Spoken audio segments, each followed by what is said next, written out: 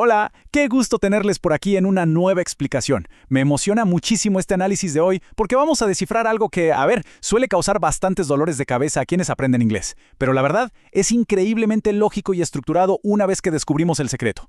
Hoy vamos a dominar la pronunciación de los verbos en el presente simple, para esa famosa tercera persona del singular, y de paso, vamos a conquistar las oraciones negativas. Si alguna vez han sentido frustración con la pronunciación en inglés, la promesa es esta. Al final de esta presentación verán patrones súper claros donde antes solo parecía haber caos. Vamos a transformar reglas gramaticales abstractas en herramientas prácticas para usar todos los días. Seguramente alguna vez se han preguntado, ¿por qué el inglés escrito suena pero tan diferente al hablarlo? Es una duda súper común. Vemos una palabra en el papel, queremos saber exactamente cómo suena, y luego, ¡pum!, al escuchar a un hablante nativo, parece otro idioma completamente distinto. ¿Y por qué pasa esto? Bueno, la respuesta radica en que el inglés hablado tiene reglas invisibles. Reglas que no siempre saltan a la vista cuando leemos. Pero hoy vamos a resolver ese misterio juntos. Vamos a revelar 3 sonidos secretos y un truco gramatical literalmente mágico que les darán toda la confianza para hablar y entender las rutinas diarias en inglés. No se trata de memorizar a lo loco, sino de entender cómo funcionan los engranajes detrás de las palabras. Para que no nos perdamos, esta es nuestra hoja de ruta. 1. El secreto de la pronunciación. 2. Los sonidos S y Z. 3. El sonido especial is. 4. El negativo con doesn't. 5. Afirmativo versus negativo. Y 6. El desafío final.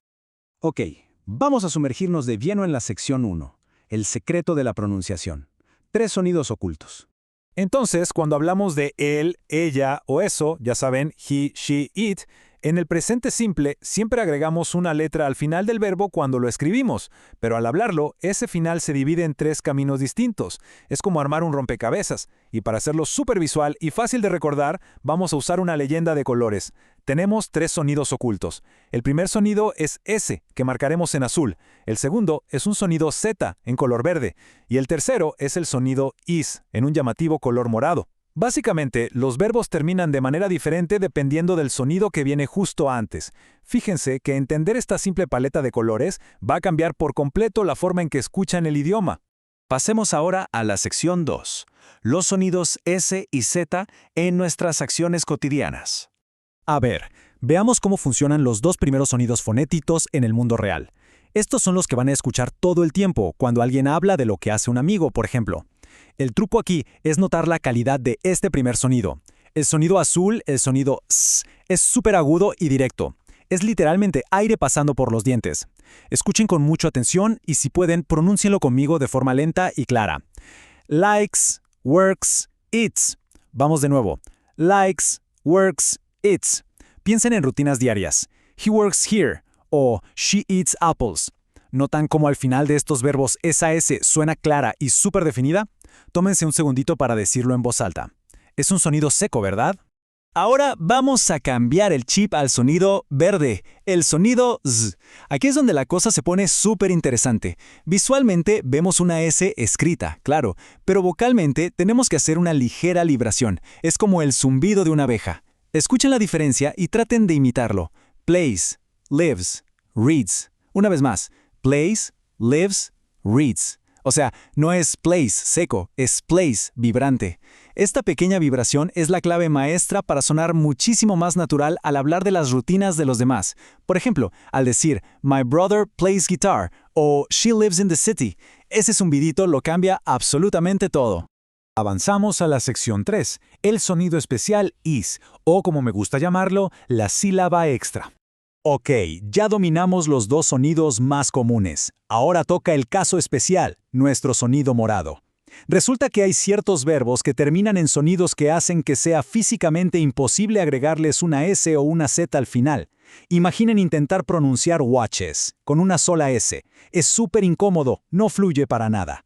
Por eso el inglés tiene una regla que es brillante. Simplemente añadimos una sílaba extra entera, el sonido is. Fíjense en el paso 1. Tenemos el verbo base, como watch, wash o teach, y en el paso 2 le agregamos ese tiempo extra. Watches, washes, teaches. ¿Escuchan ese pequeño pulso adicional? Un verbo de una sílaba de repente se convierte en 2 y fluye a la perfección. A ver, digámoslo juntos. Watches, washes, teaches. ¡Excelente! Y con esto llegamos a la sección 4, el negativo con doesn't, el borrador mágico.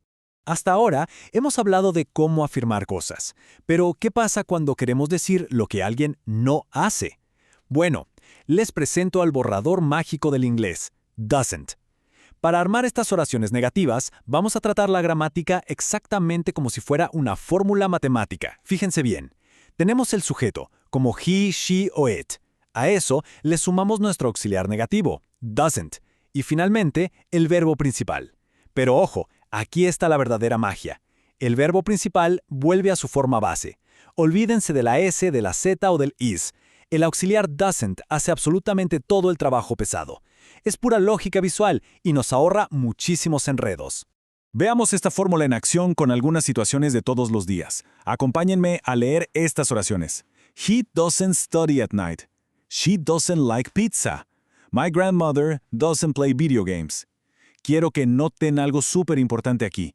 Los verbos principales, study, like, play, se quedan completamente intactos. No sufren ninguna modificación. Nada de decir doesn't likes, por favor. La regla es simple y es constante, y eso hace que dominar esto sea súper eficiente. Sección 5. Afirmativo versus negativo. El cambio de espejo. Para que todo esto termine de encajar, tenemos que ver el contraste frente a frente y notar este cambio que es casi dramático. En la afirmación tenemos she plays soccer. Ahí vemos y escuchamos nuestra vibrante S al final de plays. Pero luego, miren la oración negativa justo debajo. She doesn't play soccer. La S desaparece mágicamente del verbo play. ¿Por qué pasa esto? Porque la palabra doesn't absorbe la regla de la tercera persona. Toma el control total de la oración. Este cambio de espejo es uno de los patrones más absolutamente cruciales que podemos dominar en el idioma. Y así llegamos a la sección 6, el desafío final. Vamos a poner a prueba ese conocimiento. Bueno, hemos cubierto información buenísima hoy, desde códigos de colores fonéticos hasta fórmulas matemáticas para la gramática. Ahora es el momento de la verdad. Aquí va la primera pregunta del desafío. Traten de visualizar los colores de los que hablamos hace un momento. Escuchen muy atentamente este verbo eats, como en he eats breakfast. ¿Qué dicen? ¿Es el sonido azul s, el verde s o el morado is? Piénsenlo un segundo. Si eligieron el sonido agudo y seco, s, acertaron por completo. Es un sonido clarísimo, de puro aire y sin ninguna vibración. Vamos con el siguiente reto. En esta oración hay un error escondido a simple vista. He doesn't works here.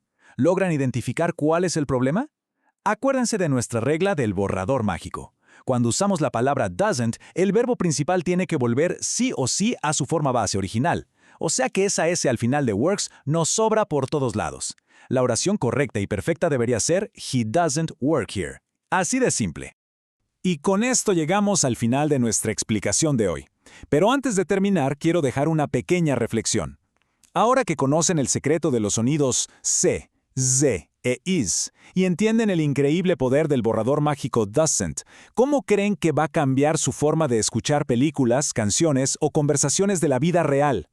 Porque dominar estos patrones lógicos no es solo para pasar un examen. Esto realmente desbloquea la capacidad de escuchar y hablar inglés con muchísima confianza allá afuera, en el mundo real. Ya no se trata de adivinar, ahora tienen un sistema que funciona. Así que a seguir practicando esos sonidos, a mantener los sonidos bien alerta y nos vemos en nuestro próximo análisis.